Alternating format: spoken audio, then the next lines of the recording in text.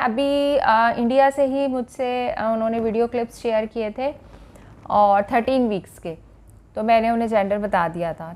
अस्सलाम वालेकुम प्यारे दोस्तों, कैसे हैं आप? आज मैं आपके साथ दो बहुत इम्पॉर्टेंट थैंक यू कहने आई हूँ। सबसे पहले तो इस बात पे कि अब हम 25K पर पहुँच गए हैं और अभी हमने चंद दिन पहले ही 5K कंप्लीट किए थे, फिर 10K और फिर 20K।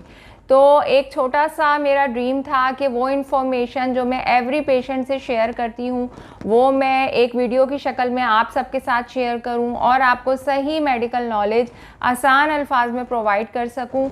तो वो मेरा ड्रीम जो है वो आप सबकी कोशिश से, आप सबकी मोहब्बत से कंप्लीट हुआ। और सेकंड ये कि जैसे कि पहले मैंने आपको बताया था कि मेरी नेक और शोल्डर में पेन था, तो आप लोगों की दुआओं से अल्हम्दुलिल्लाह अब मैं काफ़ी ठीक हूँ और अब हम जो है वो जल्दी जो है वो वीडियोस देखने वाले हैं और मैं कोशिश करूँगी कि जैसे आपके कमेंट्स के जवाब में भी थोड़ा डिले आ रहा था वो भी ओवरकम हो सके।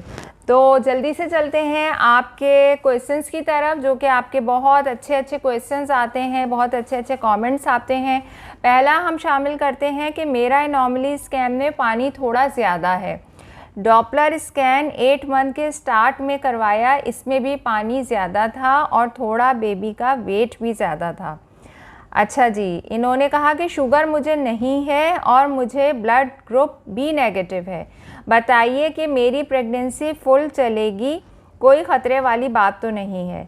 तो अब इसमें देखें इन्होंने काफ़ी बातें तो खुद ही क्लियर कर दी। इस किस्म के जब आप सवाल पूछते हैं कि पानी ज़्यादा है तो मुझे AFI जो है ना वो मेंशन कर दिया करें कि आपका AFI कितना है।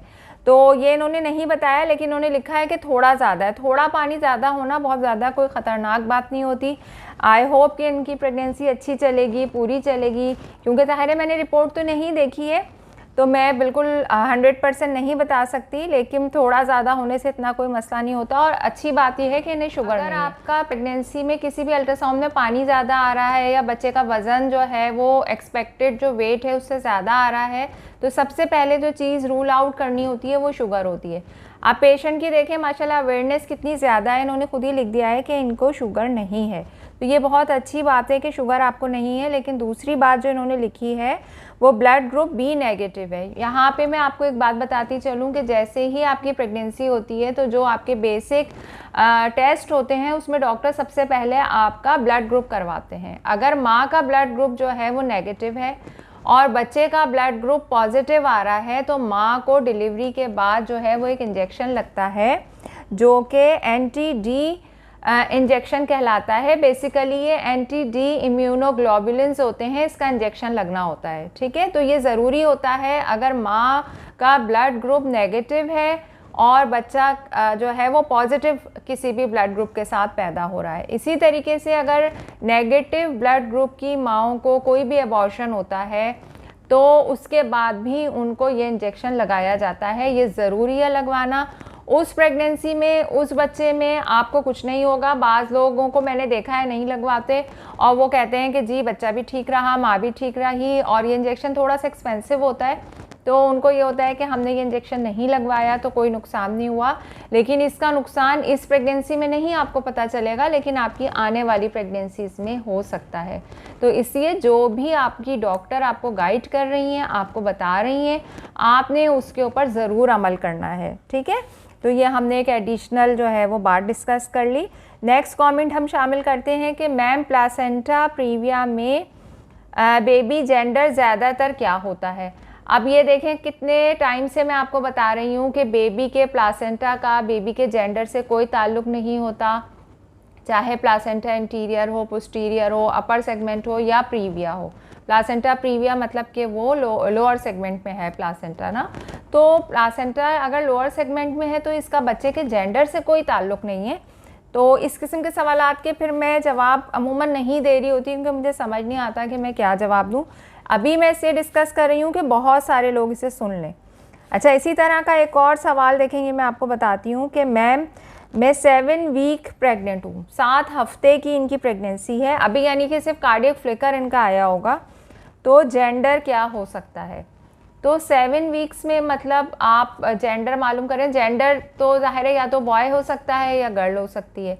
अब ये कि बहुत से लोगों को मैंने देखा है कि वो कमेंट्स में आके जो है ना एक दूसरे को बता भी रहे होते हैं कि आपको बॉय होगा, आपको गर्ल होगी, कभी इत्तेफाक हो भी जाता है।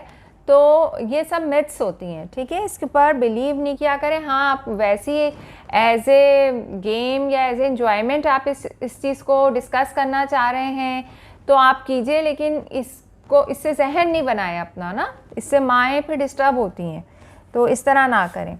अच्छा जी, नेक्स्ट हम करते हैं कि 3 वेसल अम्बिलिकल कॉर्ड का मतलब क्या है। 3 वेसल अम्बिलिकल कॉर्ड पे मैं बहुत वीडियोस अपलोड कर चुकी हूँ। 3 वेसल का मतलब ये होता है कि कॉर्ड होती है जो कि माँ और मतलब कि यूट्रस और बच्चे के दरमियान होती है, कनेक्टिंग कॉर्ड होती है। उसके अंदर जो है ना 3 वेसल्स होती हैं। अब 2 आर्टरीज होती हैं और एक वेन होती है, तो क्योंकि 3 वेसल होती हैं इस वजह से उसे 3 वेसल कॉर्ड कहते हैं। ये है एक I am ultra technician, ma'am please NT-NB और एनॉमली स्कैन पर वीडियो बनाइए। अच्छा जी, ये इनके काफ़ी कमेंट आ रहे हैं मेरे पास ना, तो NT पे भी मैं वीडियो बना के डाल चुकी हूँ, क्यों करवाया जाता है NT स्कैन, कौन से वीक्स में करवाते हैं। अगेन रिवाइज़ कर लेते हैं कि 11 से 14 वीक्स के दरमियान करवाते हैं। और जो है कोई भी खुदा ना खासा बच्चे में कोई क्रोमोसोमल एबनॉर्मेलिटी हो, कोई और प्रॉब्लम, कोई नुक्स हो, तो वो 11 से 14 वीक के अंदर ही पता चल सकता है। और जब NT स्कैन करते हैं तो उसमें नेज़ल बोन को भी देखा जाता है कि नेज़ल बोन का जो ब्रिज है वो किस तरीके से बन रहा है। और एनॉमली स्कैन के ऊपर तो मैं बहुत वीडियोस बना चुकी हूँ और बनाएंगे इंशाल्लाह, तो आप वो वॉच कर लीजिए। अच्छा, नेक्स्ट है कि मेरी LMP जो है वो 24 अप्रैल को है, तो डिलीवरी डेट किस तारीख को होगी। तो अब ये देखें कि इसके ऊपर जो है ना, ये मैं वीडियो आपके साथ इसका लिंक शेयर कर रही हूँ, डिस्क्रिप्शन बॉक्स में भी करूँगी और यहाँ पे भी आप इसको देख लीजिए। ये वीडियो आप लोग ज़रूर देखिएगा, ये मैंने बहुत मेहनत से और बहुत डिटेल से जो है ना 4 तरीक़ों से मैंने इसमें बताया है कि किस किस तरीके से आप अपनी एक्सपेक्टेड डेट ऑफ डिलीवरी मालूम कर सकते हैं। और सेकंड ये बताया है कि जो एक्सपेक्टेड डेट ऑफ डिलीवरी होती है, जिसे हम EDD कहते हैं, ये एग्जैक्ट डिलीवरी डेट नहीं होती है। मतलब ज़रूरी नहीं है कि अगर आपकी एग्जैक्ट जो एक्सपेक्टेड डिलीवरी डेट है वो फ़र्ज़ करें कि आपकी जो है वो 10 दिसंबर है तो 10 को ही बेबी होगा, ठीक है। ये एक्सपेक्टेड होती है, यानी इसके आगे पीछे बच्चा डिलीवर हो सकता है। अब ये किस तरीके से कैलकुलेट कर सकते हैं, ये मैनुअली हाथ से भी कैलकुलेट कर सकते हैं, ये कैलेंडर से भी कैलकुलेट कर सकते हैं। गायनाकोलॉजिस्ट के पास एक व्हील होता है, उसके ज़रिए भी कैलकुलेट कर सकते हैं। अल्ट्रासाउंड के डॉक्टर्स जो हैं वो अपनी मशीन में डिजिटली भी कैलकुलेट कर सकते हैं, और अब तो आप अपने मोबाइल से कैलकुलेट कर सकते हैं। तो चारों मेथड मैंने इसमें एक्सप्लेन किए थे उन लोगों के लिए जिनको समझ नहीं आता कि उनकी एक्सपेक्टेड डेट ऑफ डिलीवरी कैसे निकलेगी, वो ये वीडियो ज़रूर देखें और फिर मुझे इसके ऊपर बताएं कि उनको कैसी लगी। अच्छा, और मैं आपके साथ शेयर करती हूँ कि मैंने 27 सितंबर को अल्ट्रासाउंड करवाया था, तो इसमें 9 वीक और 2 डेज़ आए थे।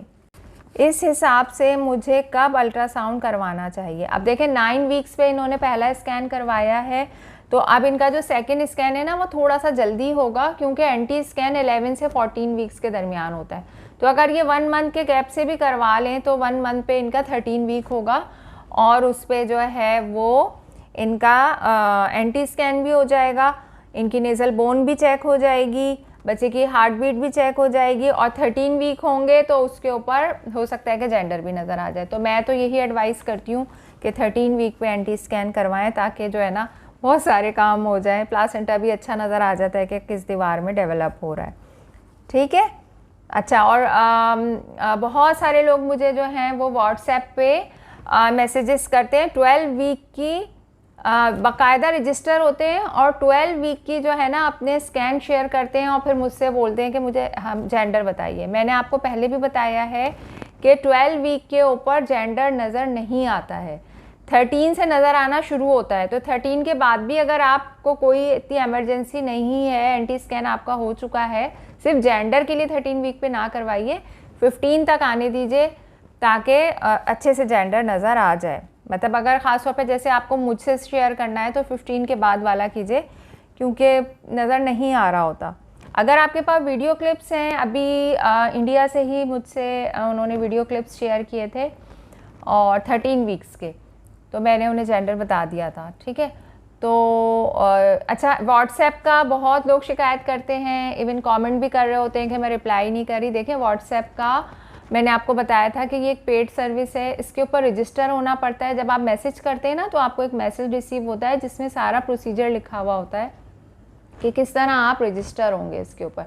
जब आप रजिस्टर हो जाते हैं, थोड़ी सी पेमेंट करनी होती है, वो जब आप सब कर लेते हैं ना, फिर मुझे मेरी टीम इन्फॉर्म करती है कि इनको रिप्लाई करना है, तो फिर मैं उन लोगों को रिप्लाई कर देती हूँ। अच्छा, जब मैं रिप्लाई करने बैठती हूँ और मेरे पास व्हाट्सएप की वो ऐप जो है वो खुलती है, तो ऐसे भी बहुत सारे मैसेजेस आए हुए होते हैं जिन्होंने पेमेंट नहीं की हुई होती, तो मैं उनको भी रिप्लाई कर देती हूँ। ख़ास तौर पे जो इंडिया के और बांग्लादेश के होते हैं मेरे व्यूअर्स, क्योंकि मुझे पता है कि वहाँ से उन्हें ट्रांजैक्शन करने में मसला होता है। फ़िलवक्त जो है वो इतना हमें ट्रांजैक्शन का समझ नहीं आ रहा है कि इंडिया और बांग्लादेश से पाकिस्तान में कैसे ट्रांजैक्शन की जाए।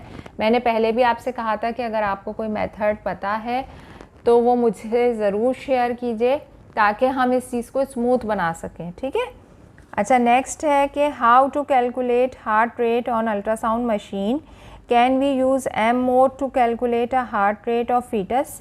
हाँ बिल्कुल, जो मोशन मोड है हमारे पास, एम मोड कहते हैं अल्ट्रासाउंड के ऊपर, उससे भी आप हार्ट रेट कैलकुलेट कर सकते हैं, एक पीक से लेके दूसरी पीक तक, या एक डिप्रेशन से लेके दूसरे डिप्रेशन तक। ठीक है, या फिर आप जो पावर डॉपलर का बटन होता है, उस बाज़ मशीनों में उसमें ऑप्शन आ रहा होता है फीटल हार्ट रेट का, तो वो भी, उससे भी आप कैलकुलेट कर सकते हैं। तो ये दोनों ऑप्शन होते हैं फीटल हार्ट कैलकुलेट करने के। आई थिंक ये वही अल्ट्रा टेक्नीशियन हैं, इनके मैसेजेस आते हैं। बेसिकली चैनल बनाने का जो मकसद था वो आप लोगों को अवेयरनेस देना है, आप लोगों को सही मालूमात प्रोवाइड करना है, और कभी भी जो है वो मैंने कोशिश नहीं की कि मैं व्यूज़ हासिल करने के लिए आप लोगों से कोई रॉन्ग इन्फॉर्मेशन शेयर करूं या कोई ऐसी बात बताऊं कि जिससे सिर्फ व्यूज़ मिल जाएं, क्योंकि मुझे पता है कि मिस गाइड करना बहुत आसान होता है, लेकिन सही बात बताना और आप लोगों को अंडरस्टैंड करवाना कि सही मेडिकल नॉलेज क्या है, ये मेरा जो है वो मिशन है। और आप सब ने इस मिशन में मेरा साथ दिया और आगे भी आप लोगों ने मेरा साथ देना है, तो इसके लिए आप लोगों का अगेन बहुत बहुत शुक्रिया। अपना बहुत ख्याल रखना है। आप लोग क्या देखना चाहते हैं ये कमेंट करके आपने बताना है, किस किस्म के अल्ट्रासाउंड आप देखना चाह रहे हैं, क्या चीज़ देखना चाह रहे हैं, वो कमेंट करें। आपके कमेंट अगर इमीडिएटली मैं नहीं भी उस पर वीडियो बना रही होती तो मेरे माइंड में होते हैं, मैं जैसे ही उससे रिलेटेड केसेस मेरे पास आएंगे मैं वो वीडियो ज़रूर अपलोड करूँगी और आप लोगों को गाहे बगाहे जो है वो मैं इम्पॉर्टेंट नॉलेज जो है वो बताती रहती हूँ। तो अपना बहुत ख्याल रखें, मुझे दुआओं में याद रखें। कीप वॉचिंग अल्ट्रासाउंड डॉक्टर समरा के साथ। अल्लाह हाफ़िज़।